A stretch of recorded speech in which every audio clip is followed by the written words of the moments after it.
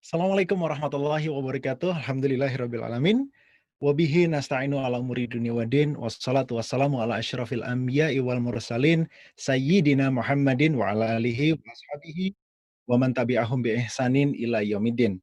Asyhadu an la ilaha illallah wahdahu la syarikalah wa asyhadu anna Muhammadan abduhu wa rasuluhu la nabiyya wa la rasula ba'dah. Alhamdulillah, puji syukur kehadirat Allah, Rabb semesta alam yang memberikan kita berjuta nikmat dan anugerah sehingga hari ini kita masih bisa merasakan hidup, kita masih bisa merasakan apa-apa yang telah Allah berikan dan di atas itu semua nikmat dan anugerah Islam serta iman dan juga istiqomah di jalannya. Salawat serta salam senantiasa tercurah kepada junjungan kita Nabi besar Muhammad Sallallahu Alaihi Wasallam, keluarga beliau, para sahabatnya, dan umat yang setia hingga akhir zaman. Pemirsa Khilafah Channel, dimanapun Anda berada, Alhamdulillah di kesempatan hari ini, hari Kamis 20 Agustus 2020, atau bertepatan juga dengan tanggal 1 Muharram 1442 Hijriah, kita dapat berjumpa dalam acara premier film Jejak Khilafah di Nusantara.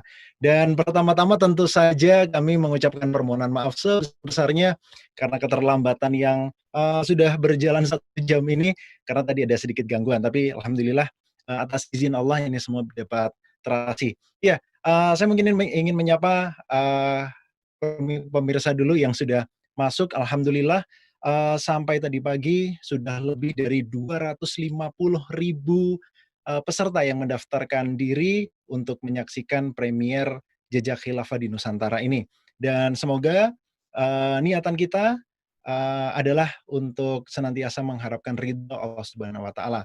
Dan kalau boleh dibilang juga film ini sudah tersebar beritanya terlebih dahulu, entah itu pro kontra dan sebagainya, tapi tenang saja, premiernya baru hari ini dan tentu saja ini akan menjawab pertanyaan kita, apa sih film Jejak Khilafah di Nusantara? Apakah ini film sejarah, film dokumenter, film action mungkin? Ya, tapi yang pasti, film ini akan mengingatkan kita sebagaimana trailer yang sudah beredar, teaser-teaser yang juga beredar, tentu saja ini mengingatkan kita, bahwa dulu di Nusantara, di negeri kita ini, pernah ada, jejak sebuah negara adidaya bernama Khilafah Islamiyah, dan Khilafah Islamiyah ini telah memberikan, pengaruh atau dampak besar sekali bagi kehidupan kita saat ini dan banyak sekali peninggalan-peninggalannya, serta, apa yang kita rasakan saat ini ternyata banyak sekali yang, diberikan oleh, orang-orang yang membawa Islam, masuk ke Nusantara atau Indonesia ini. Dan alhamdulillah di kesempatan hari ini nanti kita nggak hanya akan nonton film, tapi kita juga akan berjumpa dengan orang-orang yang ada di balik film dan kita akan kulik-kulik apa saja yang, menjadi rahasia di balik film ini. Karena mungkin, pemirsa mengikuti launching-nya beberapa waktu yang lalu, di sana sempat disebutkan. Oh, enggak jadi, saya nggak sampaikan ya, nanti aja di akhir, biar menjadi kejutan. Biar, rekan-rekan saya, biar orang-orang yang berada di balik, layar ini yang nanti akan, menyampaikannya. Dan, terutama juga kami ingatkan kepada pemirsa Khilafah Channel yang saat ini sedang menonton film ini, premier film Jejak Khilafah di Nusantara, nonton bareng bersama-sama, teman-temannya, saudaranya, dan lain sebagainya. Kalau di tempat umum tetap ikuti protokol kesehatan, tetap pakai masker, jaga jaraknya, kemudian jaga kebersihan agar kita, tidak merugikan dan, eee, dirugikan oleh orang lain. Dan untuk yang sedang nonton bareng dengan keluarganya, ya selamat menikmati, selamat, menonton bersama keluarga, bersama orang-orang tersayang.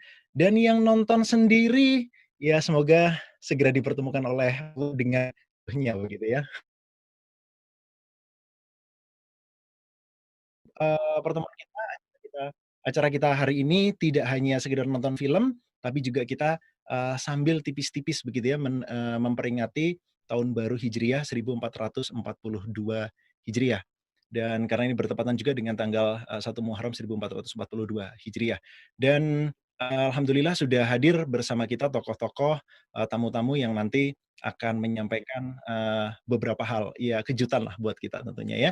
Dan, untuk memulai acara ini, kita akan mengikuti sebuah greeting speech sebuah sambutan tentang bagaimana seharusnya kita memperingati atau menyambut tahun baru Hijriyah setiap tahunnya.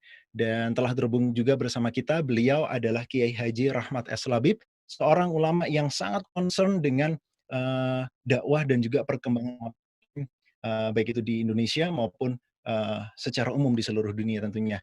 Dan greeting speech ini akan beliau sampaikan. Langsung saja kami persilakan Kiai Haji Rahmat S. Labib. Tafadhol. Assalamualaikum warahmatullahi wabarakatuh. Alhamdulillahilladzi arsala rasulahu bil huda wa dinil haqqi liyudhhirahu 'ala ad-dini kullih wa kafa billahi shahida. Asyhadu an la ilaha illallah wahdahu la syarika lah wa asyhadu anna Muhammadan 'abduhu wa rasuluhu la nabiyya wa la rasula ba'dah. Allahumma salli wa sallim wa barik ala sayyidina wa habibina wa maulana Muhammadin wa ala alihi wa sahbihi wa man tabi'ahum bi ihsanin ila yaumiddin. Saudara-saudara kaum muslimin yang dirahmati Allah Subhanahu wa taala, segala puji kita panjatkan kepada Allah Subhanahu wa taala. Ya Allah Subhanahu wa taala menciptakan kita, menghidupkan kita, memberikan nikmat kepada kita. Sepantasnya kita memuji kebesarannya dan bersyukur atas semua nikmatnya. Salawat dan salam semoga Allah limpahkan pada junjungan kita Rasulullah sallallahu alaihi wasallam serta keluarganya, para sahabatnya dan seluruh pengikutnya ila yaumil qiyamah. Saudara-saudara yang dirahmati Allah Subhanahu wa taala, hari ini 1 Muharram 1442 Hijriah. Saudara-saudara, ini adalah merupakan penanggalan Islam yang ditetapkan oleh Khalifah Umar radhiyallahu anhu pada saat dia menjadi khalifah ke 2 tahun setengah. Beliau tetapkan bahwa awal tarikhul Islam adalah dimulai dengan peristiwa hijrah Nabi sallallahu alaihi wasallam. Setelah beliau bermusyawarah dengan para sahabat, akhirnya sepakatlah mereka bahwa tahun pertama umat Islam dimulai pada peristiwa hijrah. Saudara-saudara yang dirahmati Allah Subhanahu wa taala, ada banyak peristiwa penting Nabi, diutusnya Rasulullah SAW, wafatnya Rasulullah, kemenangan perang Badar, Fathu Mekah dan sebagainya. Tetapi tentu bukan tanpa alasan jika kemudian peristiwa hijrah menjadi tonggak tahun pertama bagi umat Islam. Di antara alasan adalah yang dikemukakan oleh Sayyidina Umar sendiri. Beliau mengatakan al-hijrah farraqat bainal haqqi wal batil, bahwa hijrah adalah sesuatu yang memisahkan antara yang hak dan batil. Saudara-saudara yang Allah Subhanahu wa taala, dunia ini cuma 2, al-haq atau batil. Al-haq atau al-batil, kebenaran atau kebatilan. Ibarat gelap dan terang, keduanya tak pernah bersatu. Ibarat malam dan siang, tak pernah keduanya bersatu. Yang ada adalah upaya saling mengalahkan. Ketika Rasulullah SAW membawa al-haq, menyampaikan Islam di Makkah, beliau dalam posisi tertindas. Banyak umat Islam yang disiksa, ada yang dibunuh, bahkan sebagian besar atau sebagian umat Islam harus hijrah ke Habasah pada saat itu. Tetapi kondisi umat Islam berubah setelah Rasulullah SAW hijrah ke Madinah. Umat yang sebelumnya tertindas, umat yang sebelumnya begitu mudah dikalahkan, disiksa, ditindas oleh orang kafir, berubah nasibnya menjadi ummah qawiyah, ummah azimah. Pertanyaan penting adalah apa di balik hijrah itu? Tak lain adalah setelah hijrah, umat Islam yang tadinya tak punya daulah, umat Islam yang tadinya ibarat ngontrak di rumah orang lain, punya daulah, punya negara, yang di atas negara atau daulah itulah Islam ditegakkan. Saudara-saudara yang menurut Allah Subhanahu wa taala, peristiwa hijrah terjadi dimulai pada tahun ke-13 Hijriah, ketika ke-13 kenabian, ketika Rasulullah sallallahu alaihi wasallam ada peristiwa Baitul Aqabah yang kedua.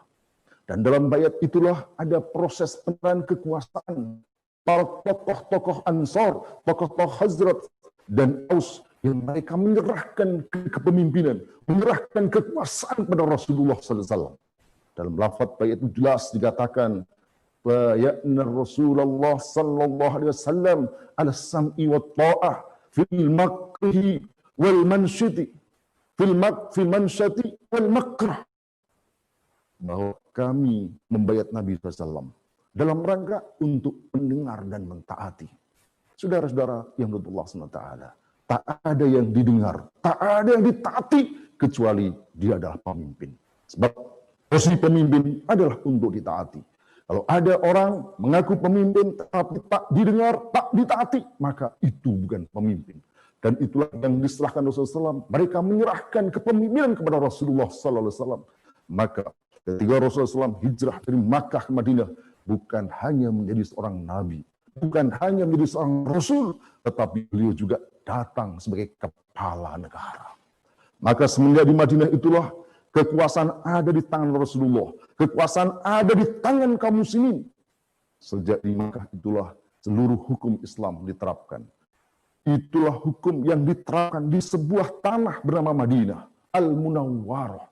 Saudara-saudara, Rasulullah SAW yang menjadi pemimpin negara, beliau yang mengatur, beliau memutuskan perkara, termasuk memutuskan kapan perang dan kapan berdamai. Pertanyaan penting, siapa yang punya kekuasaan?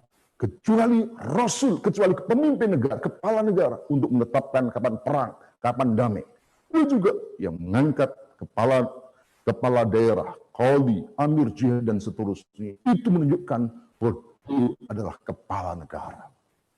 Saudara-saudara yang Allah SWT, maka sejak itulah nasib umat Islam, sejak saat itulah umat Islam punya negara, punya daulah. Dan setelah itu tak hanya berada di Madinah, tetapi menyebar hingga Rasulullah wafat, yang takid ila rafiqil a'la, seluruh jazirah Arab berada dalam kekuasaan Islam. Dan ketika Rasulullah SAW wafat itu, maka beliau meninggalkan bukan hanya ajaran, bukan hanya ulama, tetapi beliau meninggalkan sebuah negara yang punya wilayah, yang punya rakyat, yang punya kedaulatan.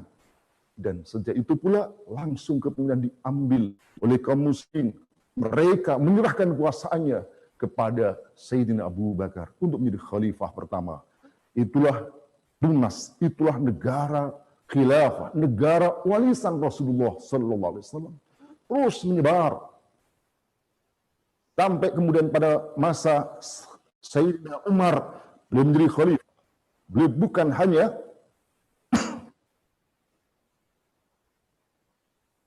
bukan hanya berhenti di Jazirah Arab. Mesir ditaklukkan, Syam ditaklukkan, bahkan Persia pun ditaklukkan. Kalau Persia adalah sebuah negara adidaya kedua pada saat itu. Itu terus berlangsung selama 13 abad. Umat Islam memiliki negara. Umat Islam berada dalam kekuasaan. Dan saat itu umat Islam mengalami kemuliaan yang luar biasa. Saudara-saudara yang Allah SWT. Setelah masa khilafah Rasidah, kemudian dilanjutkan dengan khilafah Umayyah, Abbasiyah, dan yang terakhir khilafah Utsmaniyah. Dan pada tahun 1924, itulah kemudian khilafah Utsmaniyah diruntuhkan oleh Mustafa Kemal Atatürk beserta negara-negara kafir penjajah. Saudara-saudara yang Allah SWT, sejak itulah umat Islam tak punya negara seperti yang sekarang. Maka berubahlah nasib umat Islam yang tadi menjadi umat yang kuat, umat yang besar, menjadi umat yang mudah ditaklukkan. Maka jika ingin kita kembali kepada kemuliaan Islam, kita kembali umat Islam menjadi umat yang besar, ummah qadimah, ummah qawiyah, ummah karimah, maka tak ada pilihan lain kecuali mengembalikan khilafah seperti sebelumnya. Takbir! Allahu Akbar. Saudara-saudara yang betul Allah SWT, ini yang dikatakan oleh Sayyidina Umar. Beliau mengatakan, kunna ummatan adimah, kunna ummatan adillah, fa'azanallahu bil Islam. Aradnal izzah bi ghairil Islam adallana Allah. Dulu kita adalah umat yang hina, lalu Allah muliakan kita dengan Islam. Maka barang siapa, maka jika kita menginginkan kemuliaan bukan selain Islam, maka kehinaan yang akan terjadi. Maka saudara-saudara Allah SWT, peringatan hijrah ini hanya akan bermakna ketika umat Islam sadar bahwa umat Islam ini lemah, umat Islam itu tertindas karena tak punya khilafah. Ini menjadi peringatan, ini menjadi bermakna ketika mereka menyadari bahwa untuk memuliakan Islam harus kembali kepada khilafah. Khilafah yang juga termasuk menyebarkan ke sini, ke negeri ini, jejak-jejaknya ada di sini, dan inilah yang akan kita saksikan dalam film ini. Dan terakhir, saudara-saudara, kesempatan ini telah kita kukuhkan semata untuk tetap istiqomah berjuang menegakkan khilafah. Kepalkan tangannya, acungkan ke udara, teriakkan takbir, Allahu Akbar, Allahu Akbar, Allahu Akbar. Assalamualaikum warahmatullahi wabarakatuh. Waalaikumsalam warahmatullahi wabarakatuh. Jazakumullah, salam jaza kami sampaikan kepada Kiai Haji Rahmat S. Labib yang tiap kali orasinya senantiasa membangkitkan semangat kita. Bahkan kita lagi nonton bareng secara daring seperti ini, secara online seperti ini. Nah, itu semangatnya itu masih begitu terasa. Pun demikian dengan pemirsa, semoga tetap bersemangat dan lebih bersemangat lagi. Karena apa? Karena walaupun saat ini khilafah banyak sekali diperbincangkan, seakan-akan khilafah adalah hal yang baru, tapi ternyata khilafah ini telah memiliki jejak terlebih lagi di Nusantara, lebih lagi di negeri kita ini. Banyak sekali jejak yang kemudian bisa memberikan inspirasi kepada kita untuk mengingat siapa kita pada saat siapa kita dulu dan bagaimana Islam dulu benar-benar menyentuh bumi Nusantara ini. Nah, untuk itu sebelum kita masuk ke film yang kita tunggu-tunggu. Nah, kita akan menyapa dulu ada 3 orang yang beliau-beliau ini adalah orang yang ada di balik pembuatan film Jejak Khilafah di Nusantara ini. Yang pertama ada Ustadz Ismail Yusanto, beliau adalah penasihat komunitas literasi Islam. Kemudian yang kedua, tentu saja siapa lagi kalau bukan Bung Niko Pandawa, sutradara kita, yang waktu launching sudah ngasih spoiler gitu ya. Saya kalau nonton itu ibaratnya waduh keluar lagi spoilernya gitu. Jadi deg-degan terus. Wah, ini jangan-jangan nanti banyak bocoran yang muncul ya. Kemudian yang ketiga ada Bung Septian. Beliau adalah seorang sejarawan muda dan juga script writer dari film Jejak Khilafah di Nusantara. Jadi ternyata jejak khilafah itu banyak sekali. Bahkan di baju saya ini ada jejak khilafahnya juga. Ini batiknya motifnya khilafah. Ini bukan, cari aja di Instagram batik khilafah begitu. Insya Allah akan ketemu. Nah, baik untuk menyambut ketiga pembicara kita sudah hadir di studio juga rekan saya Pak Karebet Wijaya Kusuma yang akan menemani ketiga tamu kita, menemani 3 pembicara kita untuk berbincang seputar film Jejak Khilafah di Nusantara. Langsung aja kita hubungi di studio. Assalamualaikum warahmatullahi wabarakatuh, Pak Karebet. Assalamualaikum warahmatullahi wabarakatuh, Mas Dias. Sehat Mas Dias? Alhamdulillah. Pak Karebet, apa kabar nih? Kalau di tempat lain saya alhamdulillah luar biasa, Allahu Akbar. Kalau di sini juga sama, alhamdulillah luar biasa, Allahu Akbar. Oke. Sama saya aja juga nggak ya. kalah sama Mas Dias ya. Saya juga pakai kaosnya loh. Nah. Oke. Waduh. Mas Dias nggak punya kan? Belum nyampe. Kaosnya nih. Wah, Masya Allah. Itu pemirsa yang sudah pesan, nah ditunggu kedatangannya kaosnya ya. Kaosnya ya, jangan orangnya ya. Orangnya juga nggak apa-apa. Itu kalau Pak Karebet kan selalu menginspirasi gitu orang. Iya. Nah, ini silakan langsung saja saya serahkan kepada Pak Karebet untuk mengajak tamu kita untuk ngobrol. Langsung aja Pak Karebet, silakan. Baik. Terima kasih Mas Dias atas pengantarnya. Assalamualaikum warahmatullahi wabarakatuh. Waalaikumsalam warahmatullahi wabarakatuh. Ya, alhamdulillah pemirsa yang berbahagia dimanapun berada, kita sudah dijumpakan oleh Allah atas izin dan pertolongan Allah untuk menonton sebuah film yang fenomenal, film yang insya Allah akan disebut-sebut sebagai film pertama di dunia yang bicara tentang topik seperti ini secara lengkap. Dan biasanya saya pakai pantun, tapi hari ini pantun saya dilarang, jadi saya buat pantun yang lain. Nah, ini mohon izin ya. Ada bunga Wijaya Kusuma namanya, ada jejak khilafah di Nusantara. Agak nggak nyambung, nggak apa-apa lah kita sambungkan. Baik, kita ngobrol-ngobrol dengan 3 tokoh di samping kiri saya ya. Tadi sudah disebut namanya. Selamat datang Ustadz Ismail. Semoga selalu sehat, penuh berkah. Kemudian Bung mana dulu nih ya? Tengah dulu apa pinggir dulu nih? Bung Niko dulu lah, Bung Niko. Selamat datang Bung Niko. Alhamdulillah. Kayaknya tambah semangat daripada yang dulu. Oh iya lah, siap. Karena pakai batik sekarang. Mau kondangan. Oh, mau kondangan. Kondangan di sebelah sana ya. Iya. Biasa kan. Oke, Bung Septian. Selamat datang Bung Septian. Sehat ya. Alhamdulillah. Semoga Allah memelihara mereka bertiga dan kita semua karena kita sedang berada dalam jalur bagaimana mendakwakan Islam yang sesungguhnya. Pemirsa yang berbahagia, saya akan mulai saja pertama-tama ke Ustadz Ismail yang paling dekat dengan saya. Ustadz kan penasehat KLI ya, Komunitas Literasi Islam ya, organisasi di balik film ini. Yang pertama sebenarnya bagaimana Islam memandang sejarah, Ustadz? Sehingga begitu pentingnya film ini untuk kita tonton. Iya, baik. Bismillahirrahmanirrahim. Assalamualaikum warahmatullahi wabarakatuh. Assalamualaikum warahmatullahi wabarakatuh. Sejarah atau tarikh atau di dalam Al-Quran itu kita menemukan istilah kisah ya, atau qasas. Ya. Itu penting untuk kita pelajari karena di dalamnya itu ada ibroh. Ibroh ya. Al-Quran itu disebut qad kana fi qasasihim ibrotun liulil albab. Ya, sungguh di dalam kisah-kisah mereka itu ada ibroh bagi ulil albab, orang yang berpikir. Ibroh itu apa? Ibroh itu pelajaran. Ibroh itu ada lesson, ya, ada hikmah di balik itu. Dan bagaimana ibroh itu didapat tentu sangat tergantung bagaimana sejarah itu atau kisah itu diceritakan, diungkapkan atau ditulis. Ya, kalau sekarang mungkin difilmkan. Artinya jika sejarah itu ditulis dengan benar, maka ibroh yang akan didapat juga akan benar. Sebaliknya, jika ditulis secara salah, maka ibroh yang didapat juga akan salah. Nah, disinilah Al-Quran itu dari awal sudah mengatakan bahwa dia itu adalah makana haditha yuftaro. Dia itu bukanlah perkataan yang dibuat-buat.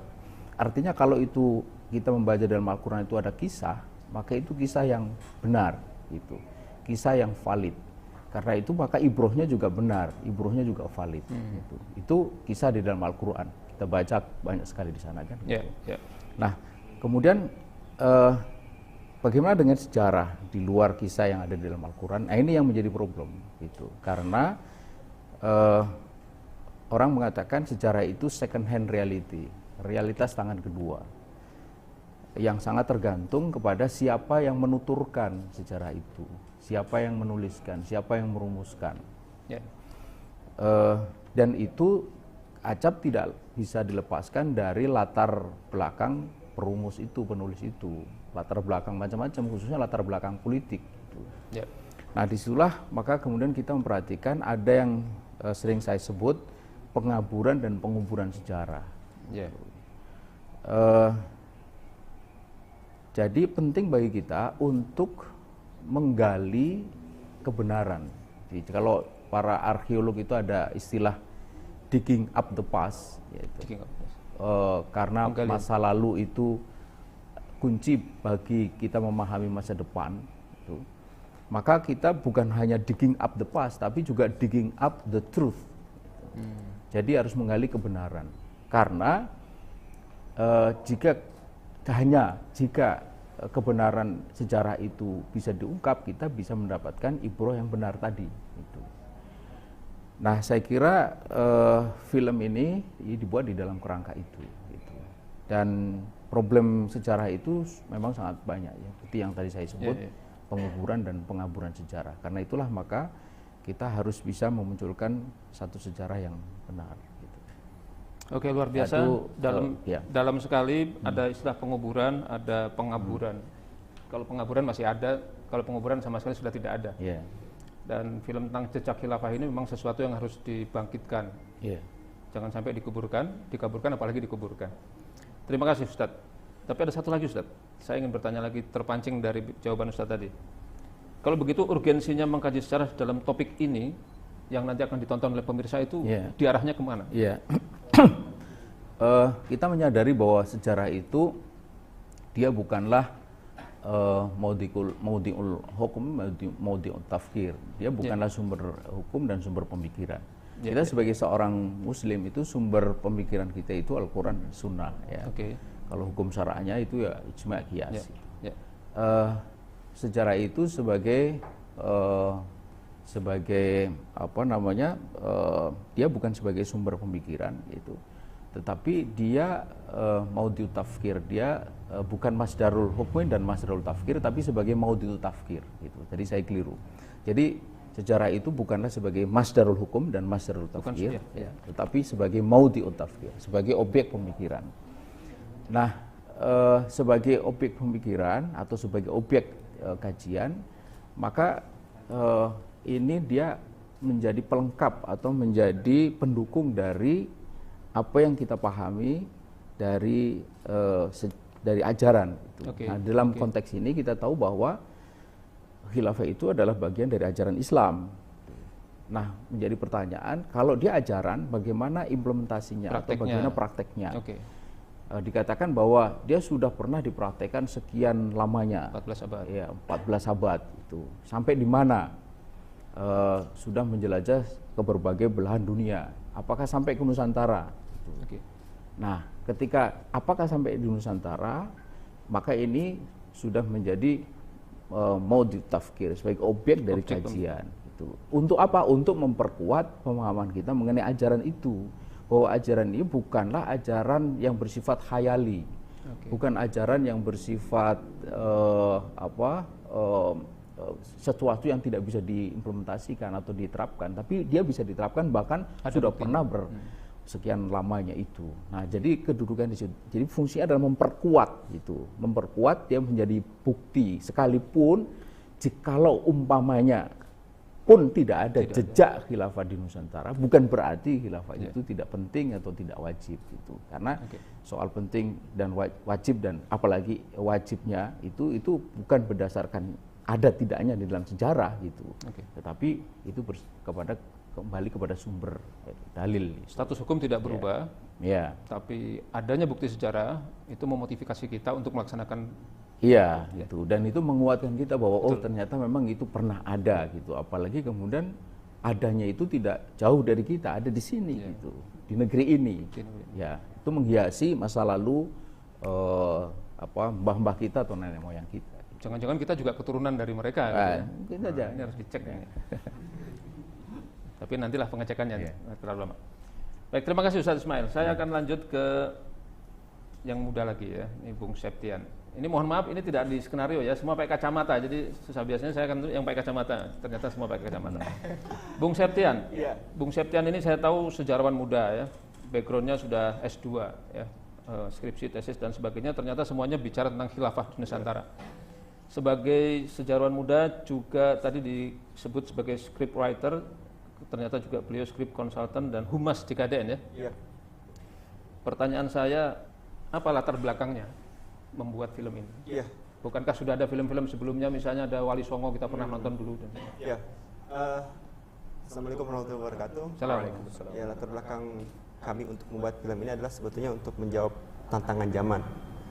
Kita melihat dewasa ini kan khilafah ini menjadi pembicaraan, obrolan dari masyarakat Indonesia bahkan dunia. Sekali riset luar itu mengatakan khilafah ini menjadi satu topik yang paling panas di dunia diobrolkan.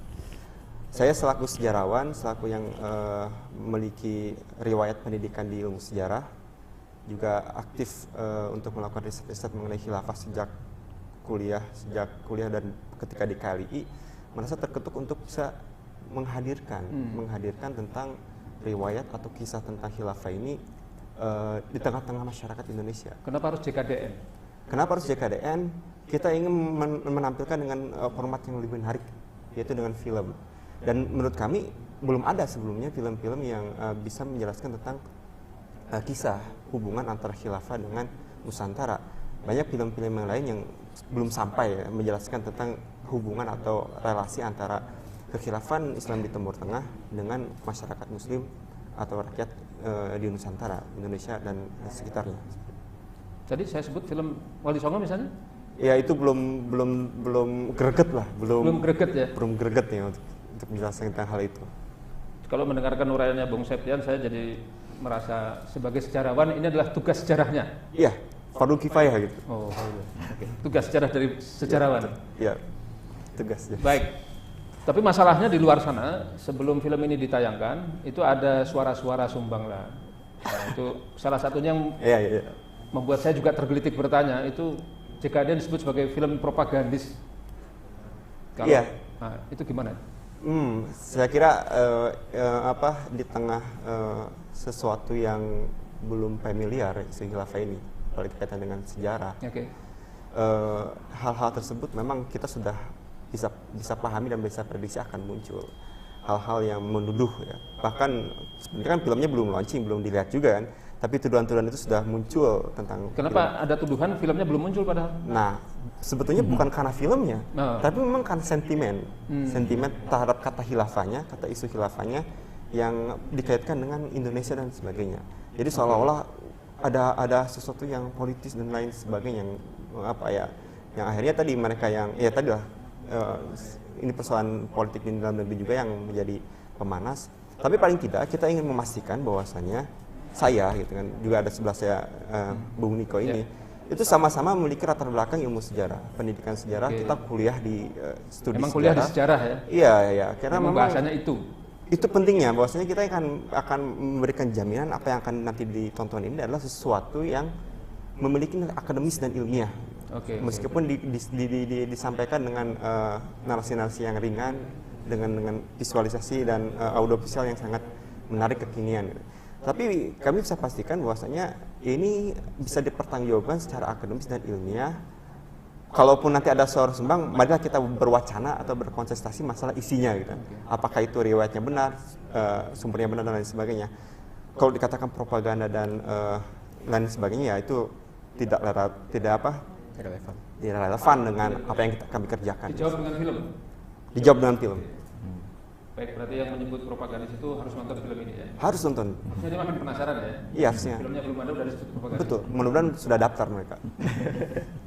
Saya lihat yang orang di belakang layar film ini juga kaget juga gitu. Kok bisa orang-orang seperti ini disebut sebagai propagandis gitu? Padahal lucu ya? Lucu kan? Lucu tapi berwibawa itu. Susah mendefinisikan. Terima kasih.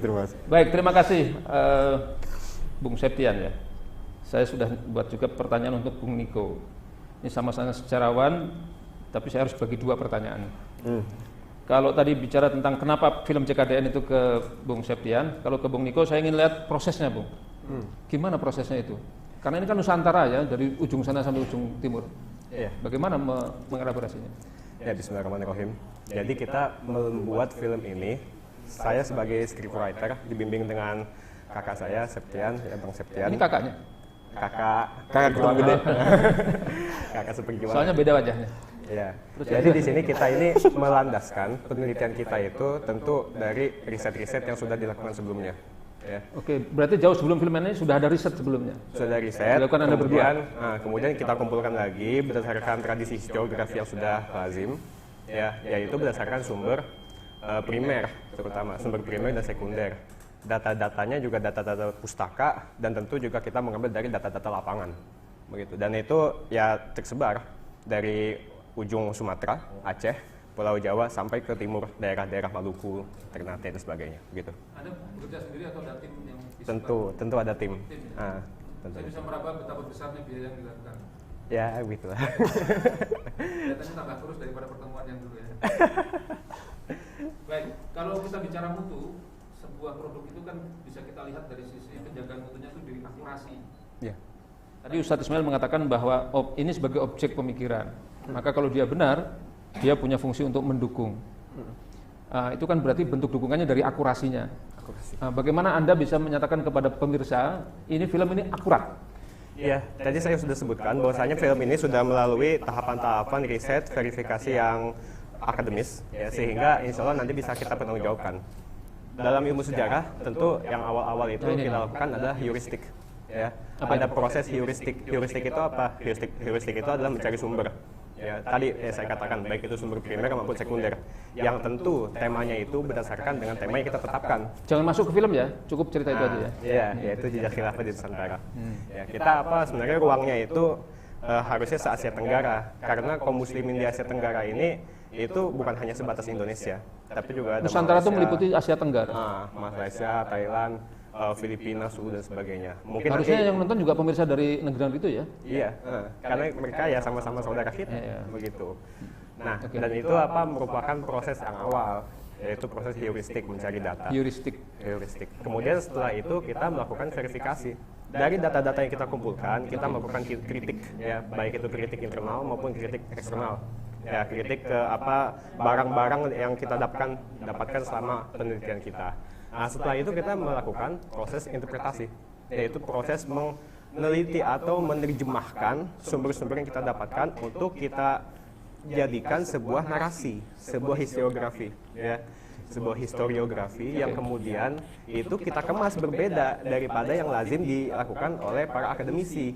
Kan kita Bedanya di mana? Bedanya di mana? Ya, kita tahu bahwasanya para akademisi itu menelurkan penelitiannya melalui tesis, skripsi, disertasi dan sebagainya. Nah, cuma kita ini karena target kita adalah masyarakat umum, ya, kaum muslimin pada umumnya, yang dia itu dari berbagai macam latar belakang, maka kita ingin menghadirkan sebuah hasil penelitian yang insya Allah itu bisa dicerna oleh semua pihak, yaitu dengan cara audiovisual atau film, begitu.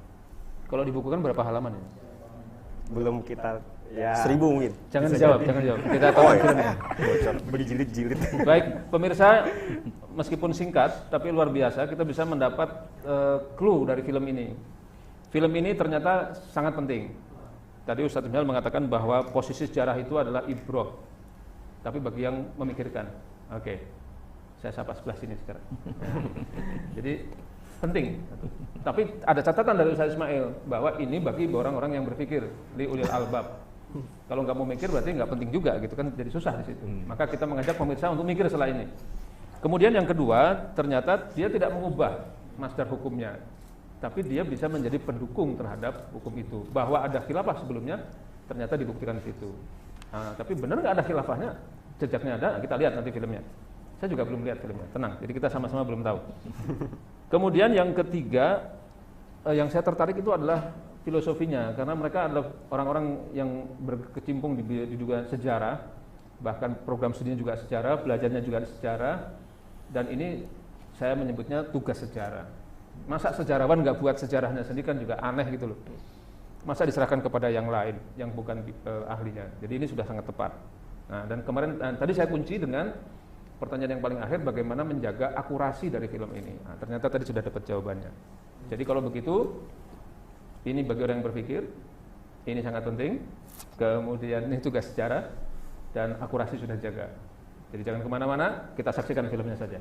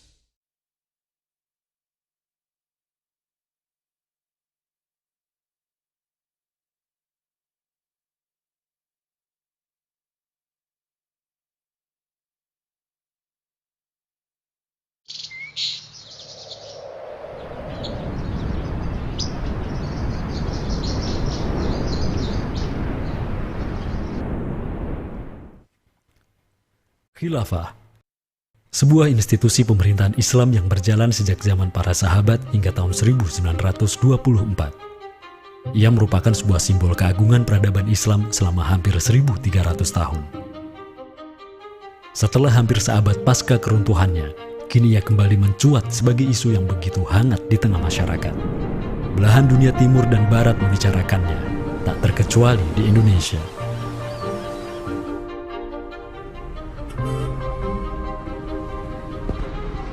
perdebatan tentang khilafah tak terhindarkan. Apakah ia pantas diterima atau tidak di zaman modern saat ini? Kita tahu khilafah atau kehilafahan Islam itu di Nusantara bukan hal yang baru. Ya, sudah ada hubungan relasi antara kesultanan-kesultanan dan kerajaan Islam Nusantara dengan kehilafahan di Turki Utsmani atau wilayah Arab secara keseluruhan itu sejak abad ke-7.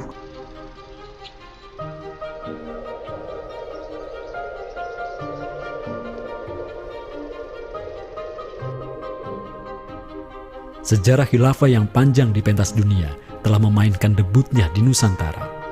Islam yang diemban para punggawanya telah menjadikan Nusantara jaya dan menjadi sumber utama perlawanan terhadap para penjajah.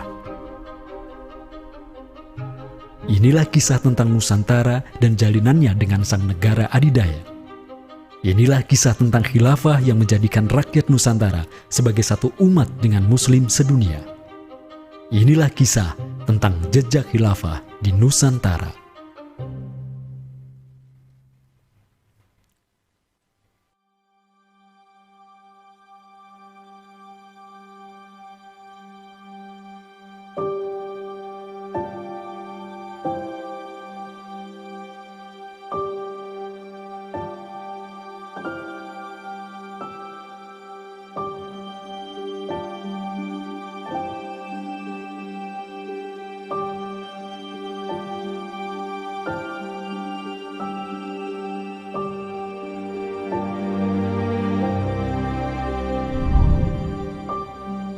Senin, 12 Rabiul Awal tahun 11 Hijriah, bertepatan dengan tahun 632 Masehi. Seluruh langit dunia dirundung mendung. Semua orang di Madinah menundukkan wajahnya, kosong pandangan seraya bercucuran air mata.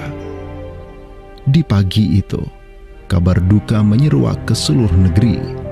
Rasulullah Sallallahu Alaihi Wasallam wafat. Pada saat Rasulullah SAW wafat, Abu Bakar itu berkhutbah. Abu Bakar mengatakan begini, Ya ayyuhan nas, inna Muhammadan qad mata.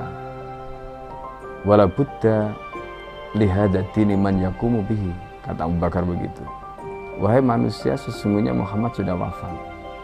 Dan urusan agama ini harus ada yang mengurusnya. Setelah Abu Bakar menyampaikan demikian, para sahabat pun segera bersepakat untuk mencari dan memilih Khalifatur Rasulillah, seorang pengganti Nabi, untuk menjaga agama dan menjalankan urusan dunia. Mereka bahkan lebih menyegerakan urusan ini ketimbang menyegerakan pemakaman jasad Rasulullah SAW yang mulia, menandakan bahwa urusan kepemimpinan untuk kaum muslimin pasca wafatnya Nabi merupakan perkara yang amat mendesak. Karena itu Sayyidina Umar juga mengatakan, La islama illa bil jamaah, wala jama'atan illa bil imarah, wala imaratan illa bit ta'ah. Umar juga memahami sebagaimana yang dipahami oleh Abu Bakar. Islam ini tidak akan kuat kecuali dengan adanya jamaah, dengan adanya persatuan. Dan tidak mungkin umat ini bisa bersatu kecuali dengan adanya imarah, adanya khilafah, adanya kepemimpinan. Dan tidak mungkin adanya imarah kecuali dengan adanya ketaatan. Jadi para sahabat itu paham itu. Kemudian para sahabat itu juga menjalankan apa yang diperintahkan Nabi dalam hadis yang lain. Apa kata Rasulullah? Alaikum bisunnati. Kalian harus pegang teguh sunnahku. Wa sunnatil khulafa'ir rasyidin al-mahdiyyin min ba'di. Dan sunnah para khalifah rasyidin al-mahdiyyin min ba'di, mendapatkan petunjuk setelahku. Kemudian Nabi mengatakan, addu alaiha bin nawajidi. Kalian harus gigit sunnah itu dengan menggunakan gigi geram dan jangan dilepaskan. Sunnah yang ditinggalkan oleh para khulafa rasyidin itu apa? Pertanyaannya begitu. Jawabannya tidak lain adalah khilafah itu, sistem khilafah itu. Maka di Saqifah Bani Sa'idah bersepakatlah kaum muslimin untuk memilih Abu Bakar sebagai khalifah pertama untuk mengatur negara mereka yang disebut sebagai Khilafah Islamiyah. Negara Khilafah di bawah kepemimpinan Abu Bakar dan khalifah-khalifah setelahnya, Umar bin Khattab, Utsman bin Affan, dan Ali bin Abi Thalib cepat sekali berkembang. Mereka memperluas wilayah khilafah hingga mendobrak dua negara adidaya saat itu, Kekaisaran Persia dan Imperium Romawi. Semua aktivitas ekspansi tersebut merupakan realisasi kebijakan politik luar negeri khilafah Islamiyah, dakwah, dan jihad. Sementara di Timur Tengah sedang terjadi revolusi tauhid yang luar biasa dengan munculnya negara adidaya baru yang bernama Khilafah Islamiyah. Jauh di sebelah timur, terbentang sehamparan kepulauan yang teramat luas wilayahnya. Masing-masing pulau ini begitu hijau hutannya, mata air mengalir dengan begitu derasnya, disertai kekayaan alam yang melimpah ruah jumlahnya, baik di bawah maupun di atas tanah, baik sebelum maupun selepas pantai. Negeri itu dikenal sebagai Nusantara. Diapit oleh dua benua dan dua samudra, amatlah strategis posisi wilayah Nusantara, menjadikan ia sebagai pelabuhan dagang yang ramai, tempat bertemunya bangsa-bangsa dunia. Kala itu, belumlah penduduk di Nusantara mengenal Islam, sementara kehidupan mereka sedang diselimuti oleh kegelapan. Namun, tatkala Islam sedang membara di Timur Tengah, tentu sampailah pengaruhnya ke Nusantara.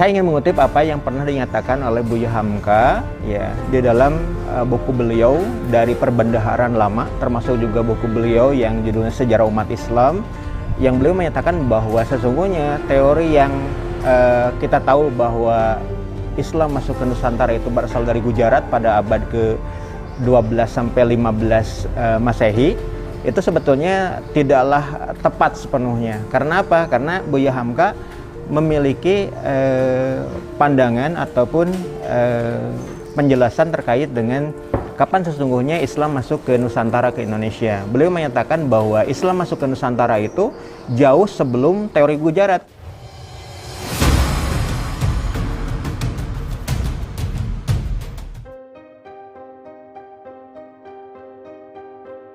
Di bawah pemerintahan Khulafaur Rasyidin yang wilayahnya membentang dari Afrika Utara sampai Persia, perdagangan kaum muslimin berkembang pesat dengan dikuasainya pelabuhan-pelabuhan strategis di Samudra Hindia. Hubungan diplomatik dan komersial pun terjalin dengan sejumlah kerajaan dari India sampai Cina.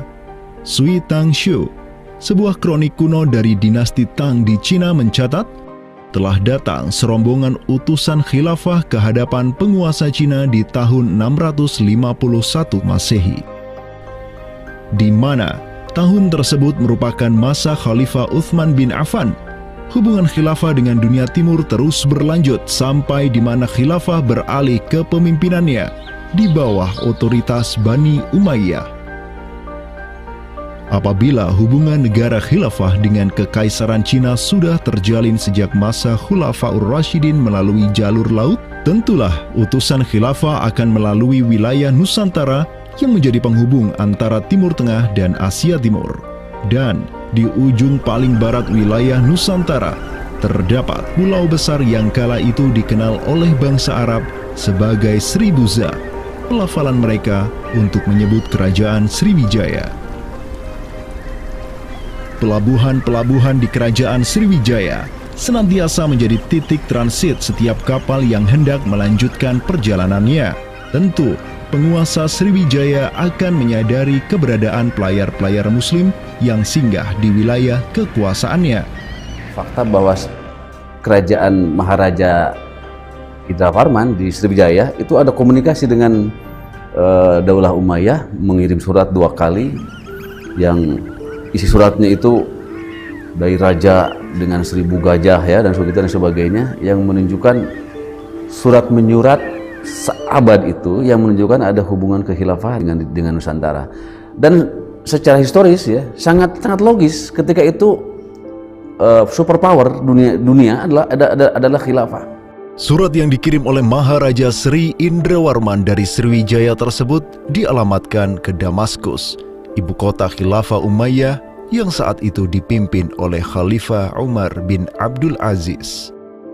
Dalam surat itu disebutkan, min malikil amlak alladhi huwa ibnu alfi malik walladhi tahtahu bintu alfi malik walladhi fi marudatihi alfu filin walladhi lahu nahrani yumbitani al-auda wal-allawha wal-jawza wal-kafura alladhi yujadu rihuhu ala masirati 12 milan ila malikil arab alladhi la yushriku billahi syai'an. Amma ba'du, fa inni qad ba'athtu ilaika bihadiyatin wa ma hiya bihadiyatin walakinnaha tahiyatun wa ahbabtu an tab'atha ilayya rajulan yu'allimuni al-islama wa yuwaqqifuni ala hududihi wassalam. Maka di bawah kepemimpinan sang Khalifah Umar bin Abdul Aziz, khilafah menyebarkan rahmatan lil alamin ke segala penjuru dunia, termasuk Nusantara.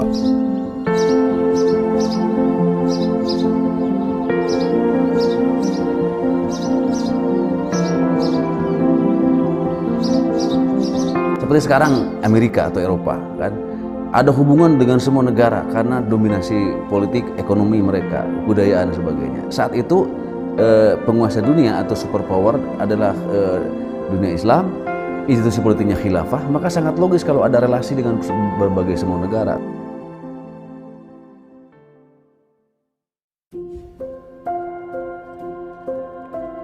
Tahun 1258,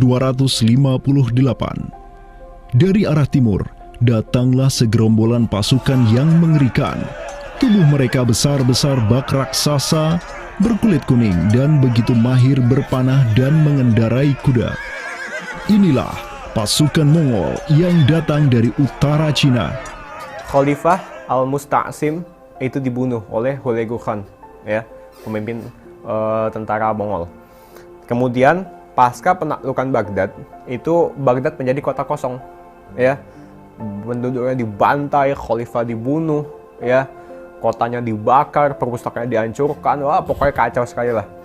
Nah, tapi ternyata banyak keluarga Abbasiyah, ya, dinasti Bani Abbasiyah yang dia itu selamat dari pembantaian orang-orang Mongol, dan mereka itu akhirnya berdiaspora, mengungsi, ya. Ada yang berdiaspora, ada yang mengungsi ke Hijaz, ada yang mengungsi ke daerah Najd, ya, ada yang mengungsi ke daerah Mesir. Ada satu keturunan Abbasiyah, Bani Abbasiyah, yang dia itu mengungsi sampai ke Aceh, gitu. Di mana Aceh itu dulu, ya, negara yang berkuasa di sana adalah Samudra Pasai.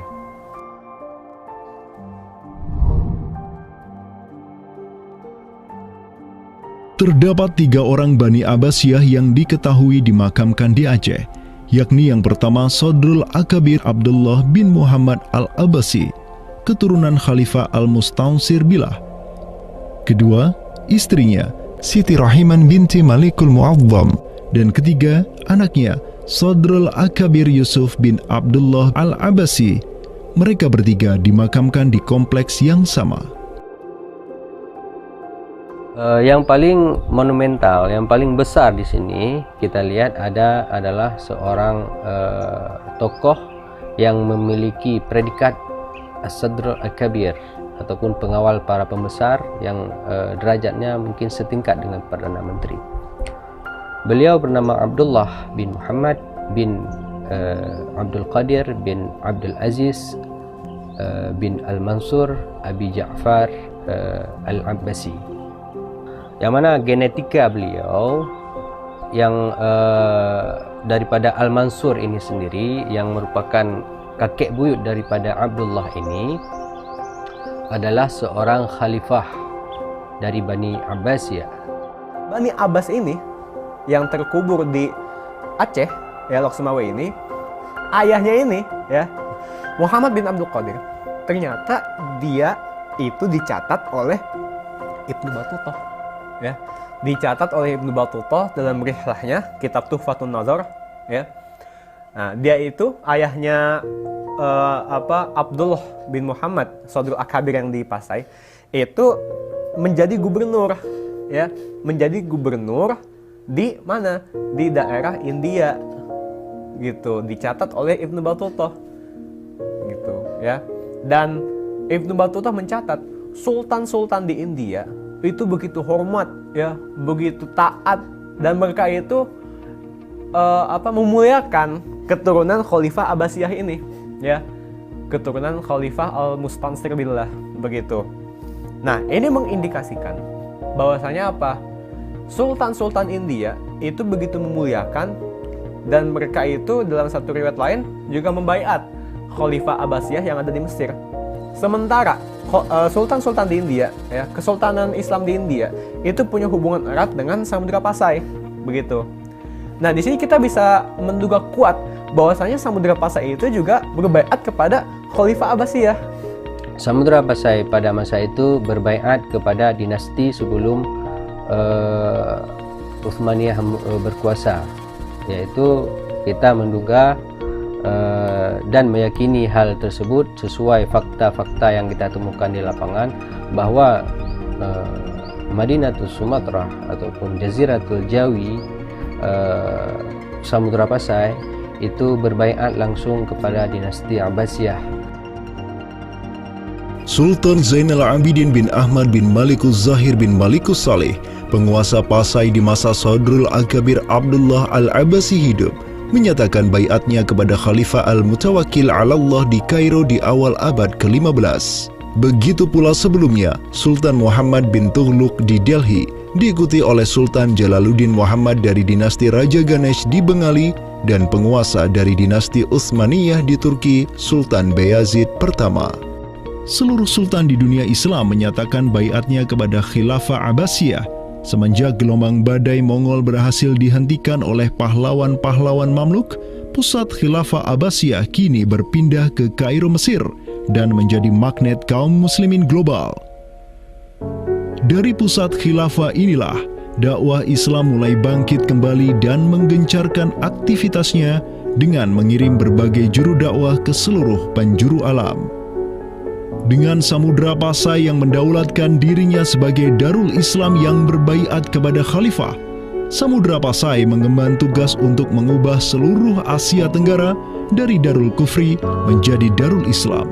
Sultan Zainal Abidin Ra Ubabdar dibantu oleh putra Sadrul Akabir Abdullah bin Muhammad Al-Abbasi, yakni Yusuf bin Abdullah, yang di pucuk pusaranya tertera nama kakeknya Khalifah Al-Mustansir billah, banyak menaklukkan wilayah-wilayah yang belum Islam di Sumatera dan Semenanjung Malaya. Seperti Ra Ubabdar. Ra Ubabdar itu berasal dari dua kata, Ra dan Ubabdar, yang mana artinya adalah penguasa gelombang. Ini adalah sebuah predikat yang sangat luas sebenarnya maknanya. Sesuai dengan masa yang ditorehkan pada waktu tersebut, bahwa Sultan Zainal Abidin Ra Ubabdar bin Ahmad bin Muhammad bin Al-Malik Al-Salih ini adalah salah satu masa kegemilangan Samudra Pasai, yang mana kita ketahui setelah masa tersebut yang memimpin Kesultanan Sumatera adalah anak keturunan daripada beliau ini, yang jumlahnya sampai 11 orang sultan. Bergerak dan terus bergerak itu meluaskan dakwah Islamnya sampai ke pulau-pulau. Itu masa Zainal Abidin Ra Ubabdar, terutama penakluk gelombang yang dijuluki beliau itu melebarkan sayap itu sampai ke seluruh Asia Tenggara.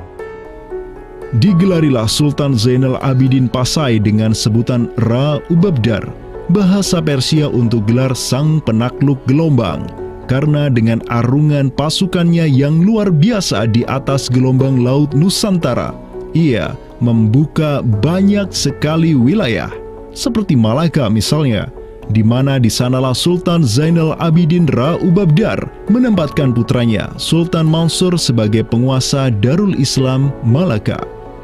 Kesultanan Samudra Pasai banyak pula mengirimkan juru dakwahnya untuk meminta penguasa-penguasa Nusantara lain agar menerima Islam. Salah satu juru dakwah tersebut dikirim ke Jawa Timur, pusat pemerintahan rezim yang mendominasi wilayah Nusantara saat itu, Kerajaan Majapahit.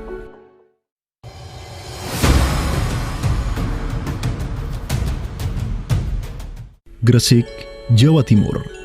Di kota yang hanya berjarak 60 km dari Trowulan, ibu kota kerajaan Majapahit, terbaring jasad mulia di atas pusara marmer yang begitu indah.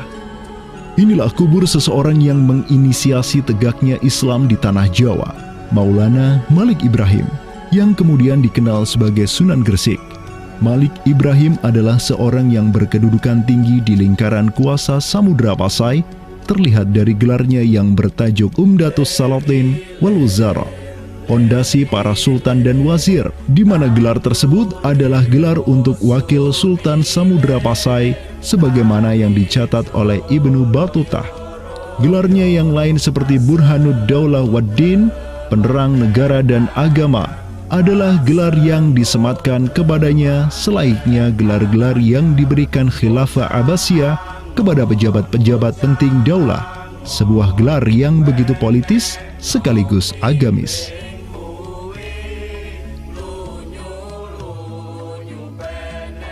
Maulana Malik Ibrahim dikirim oleh Pasai untuk mendakwahkan Islam kepada rakyat dan para penguasa Majapahit.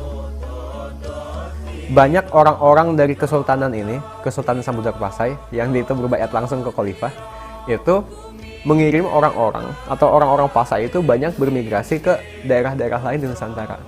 Misalkan ya, kalau kita perhatikan makam tertua ya, salah satu makam tertua di Jawa yang sekarang terletak di Gresik, siapa orangnya ya? Pemilik makam ini itu adalah Maulana Malik Ibrahim. Maulana Malik Ibrahim ya, kalau kita perhatikan makamnya yang di Gresik itu sama persis gayanya dengan apa? Dengan makam-makam yang ada di Pasai, begitu. Nah, ini merupakan bukti bahwasanya Sunan Gresik itu pernah ada di Pasai, ya, dan dia itu ya tahu sendiri lah, ya, bahwasanya Maulana Malik Ibrahim yang kemudian dikenal juga sebagai Sunan Gresik itu merupakan salah satu dari Wali Songo. Bersama kakek, paman, keponakan, cucu cicit dan murid-murid pilihannya yang kemudian disebut Wali Songo, Maulana Malik Ibrahim berdakwah di Jawa dan menyebarkan Islam di kalangan penduduknya. Mereka mendapat sokongan penuh dari negara yang berkuasa di Samudra Pasai, kesultanan yang berbaiat kepada Khilafah Abbasiyah. Dakwah mereka terus berkembang, perlahan namun pasti, dan mulai melumat persendian kuasa Majapahit yang mulai keropos akibat kekacauan internal mereka sendiri.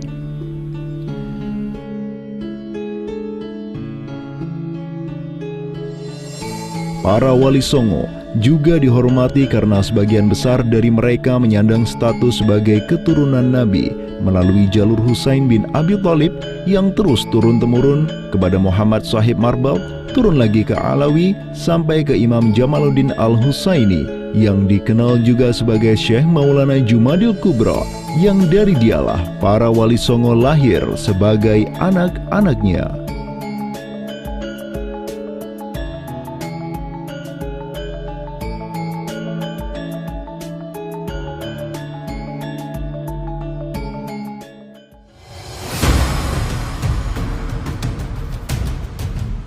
Bertolak dari Gresik, dakwah para wali menyebar ke kota-kota lainnya di Pulau Jawa, bahkan sampai keluar Jawa seperti Maluku, Ternate, Makassar, Kalimantan, dan sebagainya.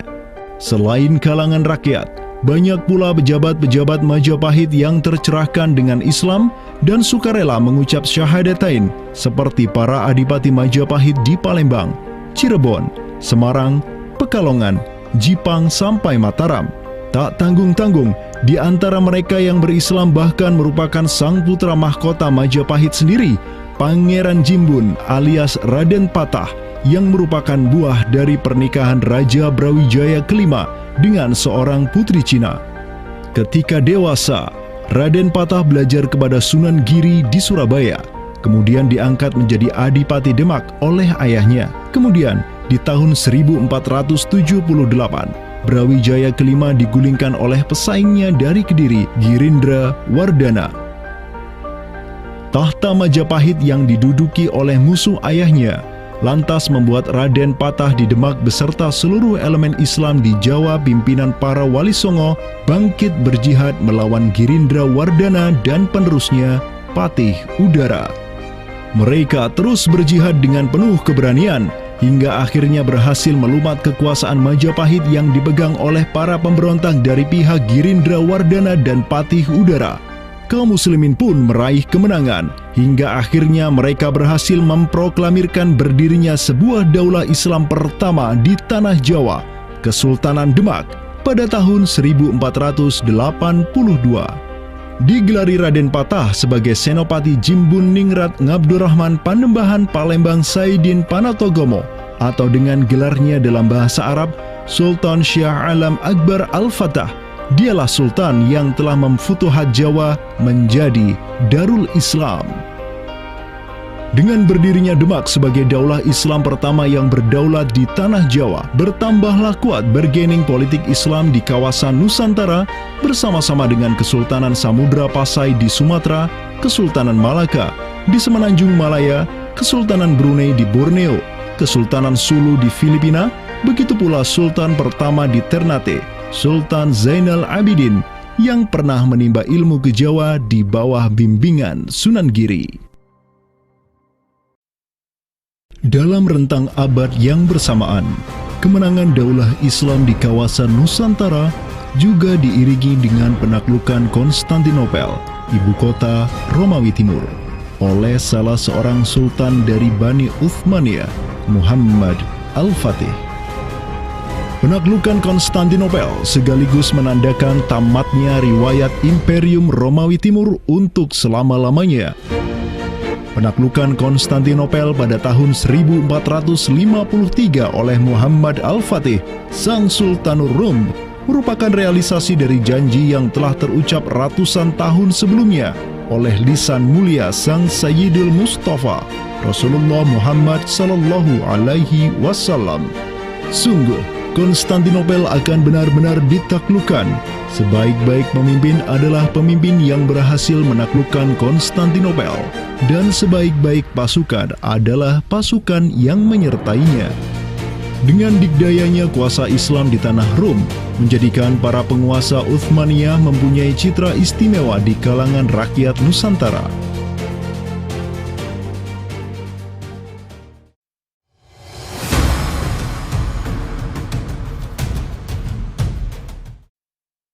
Namun demikian, dikala penaklukan demi penaklukan sedang digencarkan oleh tentara Islam mulai dari Rum sampai ke Nusantara, penaklukan yang sama juga digencarkan oleh tentara Kristen di ujung paling barat dunia Islam, Andalusia. Berbeda dengan penaklukan yang kaum muslimin lakukan di mana penduduk asli suatu tempat diberi toleransi yang luar biasa atas agama dan properti mereka, tentara Kristen Portugis dan Spanyol menaklukkan wilayah Islam di Andalusia yang saat itu sudah terpecah menjadi Reyes de Taifas atau Mulukhut Tawaif atau kerajaan-kerajaan yang saling tercerai-berai. 1492, kekuasaan Islam terakhir di Andalusia, Granada, berhasil ditaklukkan oleh suami istri yang menjadi penguasa Spanyol, Fernando de Aragon dan Isabella de Castilla. Penaklukan kembali wilayah Andalusia menjadi negara Kristen yang mereka sebut Reconquista telah menyebabkan populasi kaum muslimin di sana tersapu bersih, entah karena diusir, dimurtadkan, atau dibunuh.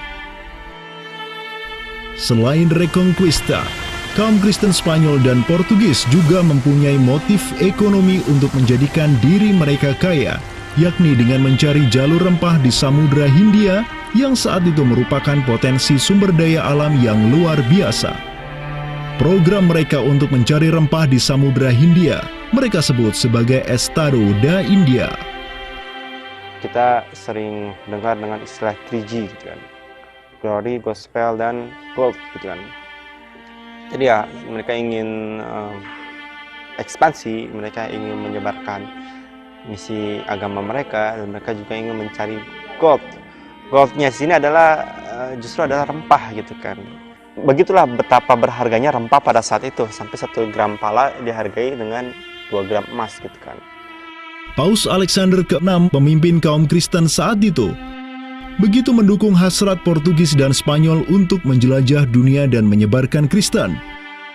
Maka, berangkatlah gelombang penjelajah Portugis yang disertai pasukan dan senjata untuk menaklukkan dunia Islam di Samudra Hindia. Di bawah pimpinan Alfonso de Albuquerque, armada Portugis berhasil menaklukkan Goa di India pada tahun 1510. Dan setahun kemudian berhasil sampai ke Malaka, merebut pelabuhan strategis itu dari Sultan Mahmud Syah yang memerintah tempat tersebut. Dengan bercokolnya Portugis di Nusantara, dimulailah babak baru sejarah Islam di kawasan ini.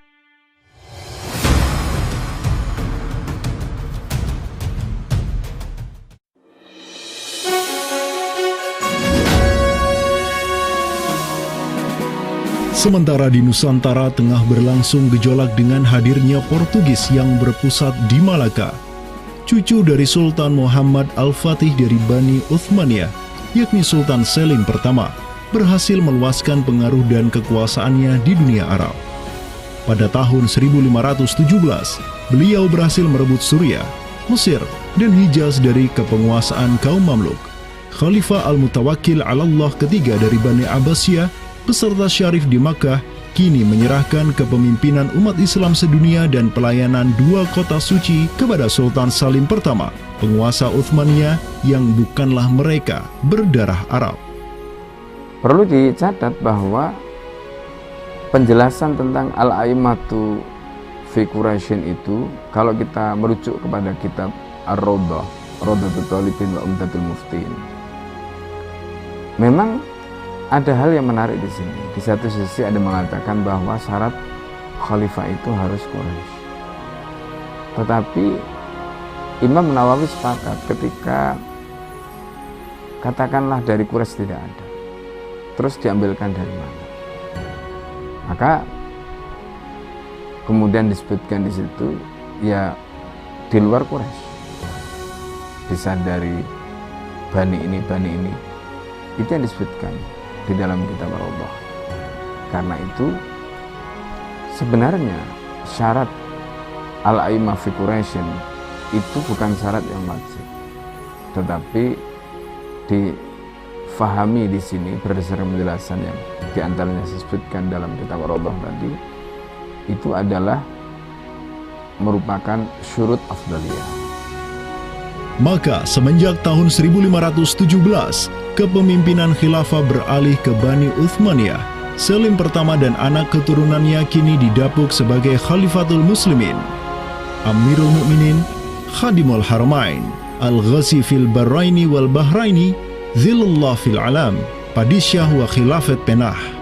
Wilayah khilafah Uthmaniyah terus merangsek Eropa, dan merekalah yang menguasai Laut Mediterania dan juga Laut Merah. Adapun Portugis yang bercokol di Samudra Hindia mulai ketakutan karenanya. Karena dengan munculnya khilafah Uthmaniyah sebagai negara Islam yang adidaya, solidaritas Muslim sedunia akan bangkit kembali karena memiliki perisai kuat di sisinya.